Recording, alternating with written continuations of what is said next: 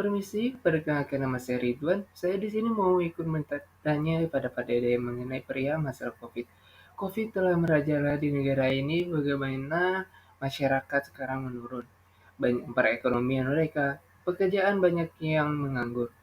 Bagaimana banyak kematian karena COVID, pencurian dan kejahatan bukanlah hal yang aneh lagi.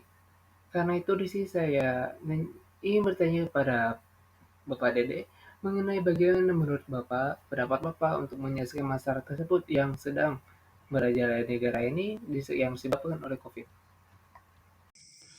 Fenomena pandemi COVID yang terjadi kurang lebih 2 tahun ini memang memberikan dampak yang cukup signifikan menurut saya dalam berbagai sektor seperti kesehatan, ekonomi, bahkan hubungan sosial masyarakat. Sehingga muncul sebuah kenormalan baru dan masyarakat mau tidak mau tuntut untuk menyesuaikan dengan kenormalan baru tersebut. Peran pemerintah di dalam menjaga kestabilan nasional di sini perlu kita sikapi juga. Sejauh mana pemerintah mampu memberikan rasa aman terhadap masyarakat di tengah krisis pandemik ini. Seperti yang kita ketahui bahwa di awal-awal pandemik begitu mengkhawatirkannya kondisi masyarakat kita di tengah krisis kesehatan yang sedang merambah.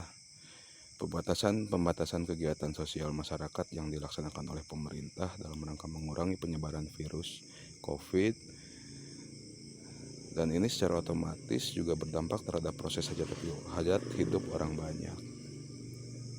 Seperti halnya kegiatan pendidikan, kegiatan ekonomi, kegiatan sosial, dan lain-lainnya.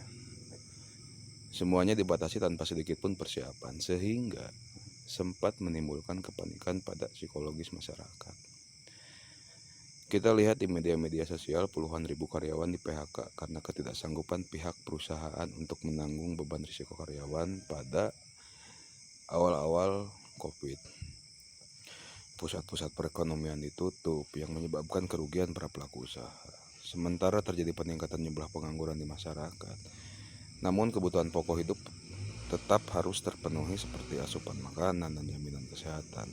Yang dimana kita ketahui bersama bahwa untuk dapat memenuhi itu seseorang harus bekerja agar dapat memenuhi kebutuhan hidupnya dan keluarganya.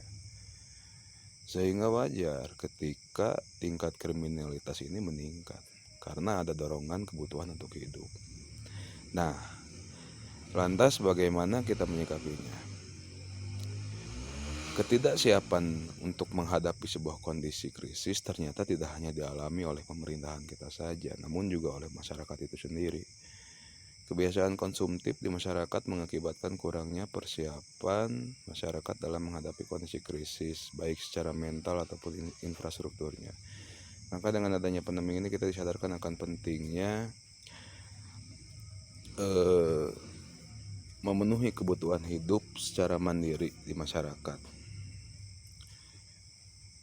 Sehingga segala suatu bentuk kondisi ini bisa terantisipasi dan juga akan meminimalisir kepanikan yang terjadi di masyarakat. Nah, apalagi pemerintahan yang dimana harus lebih siap karena ini sudah diamanati oleh Undang-Undang Dasar dalam menjamin hajat hidup masyarakatnya. Maka dalam mempersiapkan segala bentuk mitigasi bencana atau apapun itu bentuknya, pemerintah sebenarnya harus lebih siap gitu untuk kedepannya. Nah, mungkin sekarang sudah mulai sedikit mereda gitu kan, kapan nggak terlalu seperti tahun lalu lah. Dan mudah-mudahan kondisi ini terus membaik sampai seterusnya.